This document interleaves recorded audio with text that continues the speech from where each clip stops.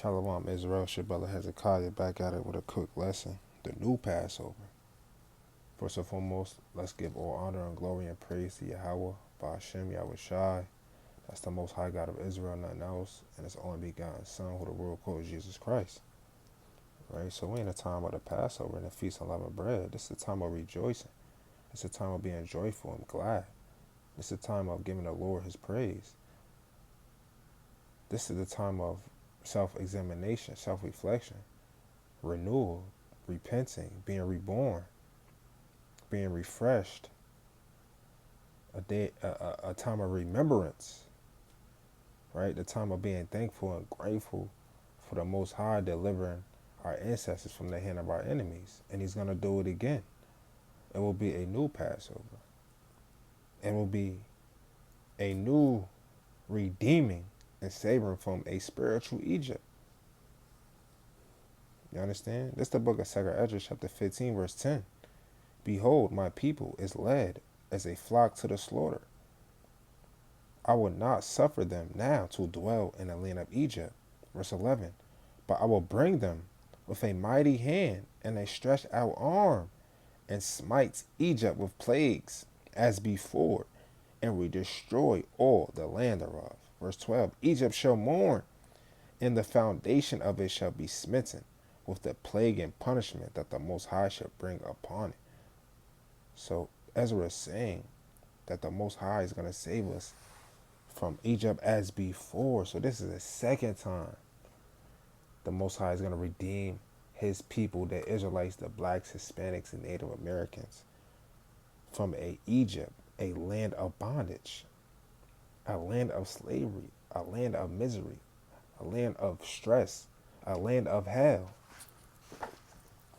a land of violence, police brutality, a land of where we're subject to payments, a land of cancer, diabetes, misery, anxiety, low self-esteem, hard labor, but low paying jobs, a land of where we have suicidal and malicious thoughts towards each other, a land where we are full of jealousy and envy, a land where there's a bunch of drug addicts and homelessness and alcoholism, a land of prostitution and strippers and OnlyFans models, a land where there's a bunch of graping and SAing, a land of where we had our black towns massacred, a land where the media brainwashes us, and a land where it's a whole bunch of lies and deception and crafty counsel and wicked schemes against our people, man.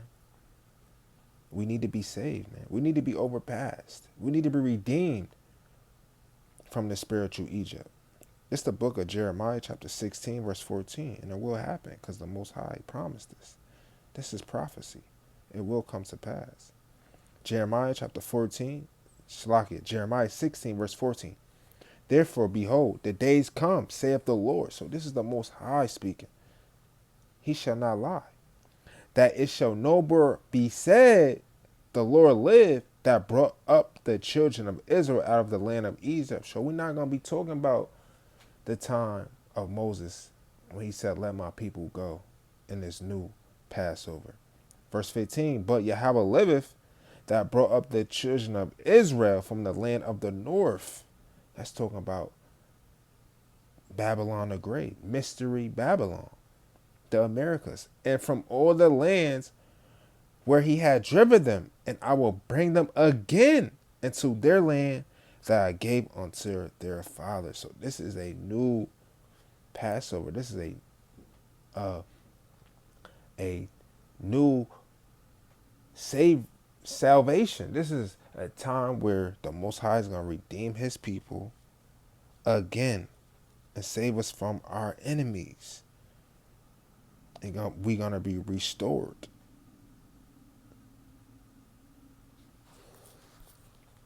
Let's get the book of Jeremiah, chapter 23. We're going to start at verse 6.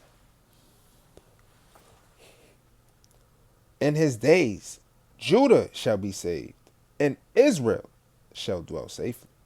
And this is his name whereby he shall be called the Lord our righteousness. Verse 7. Therefore, behold, the days come. So this is in the future. Saith the Lord, that they shall no more say, the Lord live, which brought up the children of Israel out of the land of Egypt. Verse 8, but the Lord live, which brought up and which led the seed of the house of Israel out of the north country, America, and from all countries where I have driven them, and they should dwell in their own land. You see that? This is a new deliverance. This is a new Passover. And the Lord's going to save the seed of Israel, the so-called blacks, Hispanics, and Native Americans. We the ones that need to be saving. We the ones that's at the bottom. We the ones that's oppressed. Let's get the book of Psalms 57. Verse 1. Be merciful unto me, O God. Be merciful unto me, for my soul trusts in thee. Yea, in the shadow of thy wings will I make my refuge until these calamities be overpassed. So you see, in these last days, we need the Most High to be merciful upon us. We need the Lord to be our refuge. We need to be praying and hoping and having the faith that he will save us. So these calamities, the destruction, could overpass us. It's the new Passover. Let's get the book of Isaiah, chapter 26, verse 20.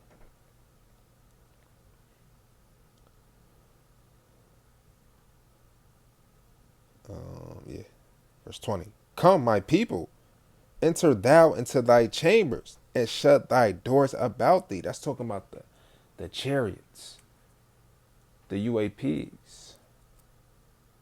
Hide thyself, as it were, for a little moment, until the indignation be overpassed. And that indignation is talking about the fire and brimstone, the lake of fire that's coming to America.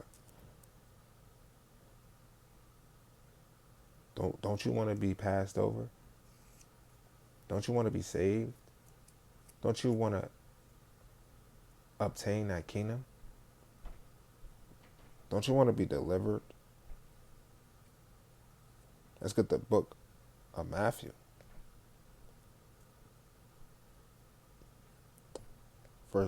Chapter 24, verse 29. Immediately after the tribulation of those days shall the sun be darkened, and the moon shall not give her light, and the stars shall fall from heaven, and the powers of the heavens shall be shaken. And then shall appear the sign of the Son of Man in heaven.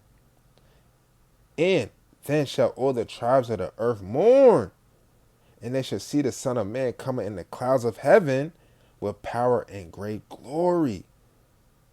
And he shall send his angels with a great sound of the trumpet, and they shall gather together his elect from the four winds, from one end of heaven to the other.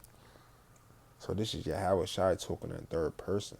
He's the Son of Man that's going to gather his elect during the indignation, during World War III, during the time of death and destruction, during the time of the plagues that the Most High, through his wrath and anger, is going to place on Mystery Babylon and all their allies. But guess what? We're going to be overpassed. We're going to be gathered to those clouds, enter into those chambers. We're going to be rejoicing, just like we're rejoicing during this Passover season. Let's get the book of Jeremiah, chapter 30, verse 10. Therefore, fear not thou not, O my servant Jacob, saith Yahweh, neither be dismayed, O Israel, for lo, I will save thee from afar, and thy seed from the land of their captivity. The North Country, America, South America, Europe, the Caribbeans, Mexico, Venezuela, Africa, India, Iraq, China, Japan, Turkey, Russia, no matter where you at, if you're keeping the commandments and having the faith, Yahweh Shai, you hoping for this new Passover, thou will be saved, Lord willing. Reading on, and Jacob shall return and shall be in rest and be quiet, and none shall make him afraid. That is the kingdom of God, where the righteous, the remnant of the seed of Israel, the 144,000 and their family and friends will be ruling this earth. Let's get the book of Revelations, chapter 21. Will you be overpassed and be redeemed? Revelation 21, verse 24. And the nations of them which are saved shall walk in the light of it, and the king of the earth do bring their glory and honor into it. This is talking about the kingdom of heaven. Verse 25, and the gates of it shall not be shut at all by day, for there shall be no night there. And they shall bring the glory and honor of the nations into it. Verse 27, and there shall in no wise enter into it anything that defileth, neither whatsoever worketh abomination or maketh a lie, but they which are written in the Lamb's book of life. So that's the point right there. We would not be saved. We would not be overpassed if we defile in our temples, if we work in all types of abominations and lying and fornicating and being idolatrous and being haters towards our brothers and sisters. These are all works of the flesh. These are all the leaven that we need to purge. This is 1 Corinthians chapter 5, verse 7. Purge out therefore the old leaven, that you may be a new lump, as you are unleavened. For even Christ our Passover is sacrificed for us. Verse 8. Therefore let us keep the feast, not with old leaven, neither with the leaven of malice and wickedness, but with the unleavened bread of sincerity and truth. So you see that? Right now we need to keep the feast as a new man. We need to prepare ourselves for the marriage to come. When Yahushua come back, we need to be unspotted, blameless, without malice and wickedness, without sin. We need to be moving in the spirit of truth if we want to be overpassed, if we want to be delivered and saved and redeemed and restored.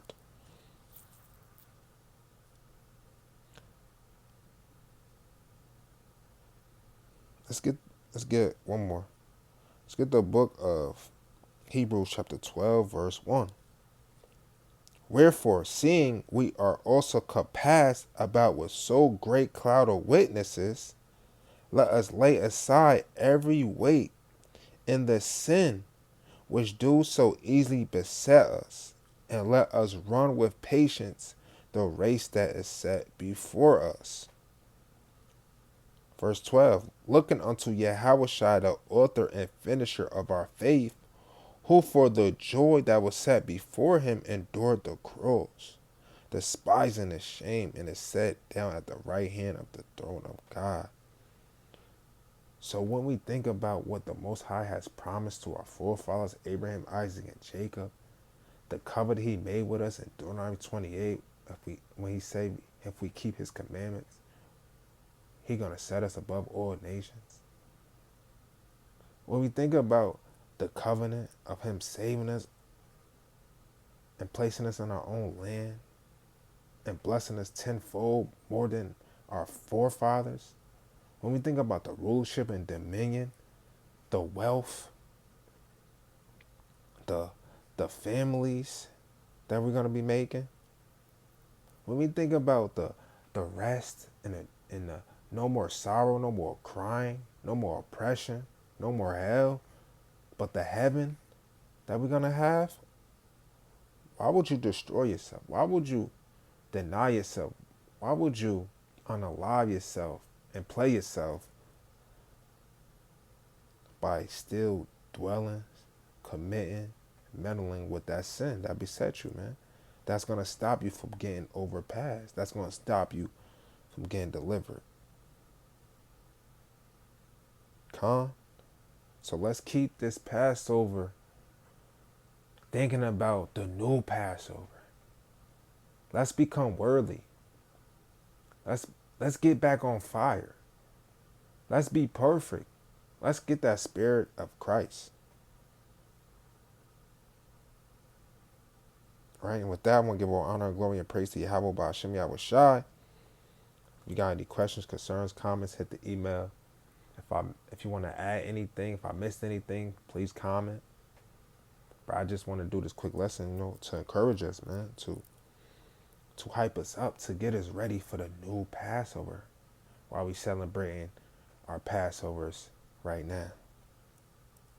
Okay, Yahweh Bashim Yahshua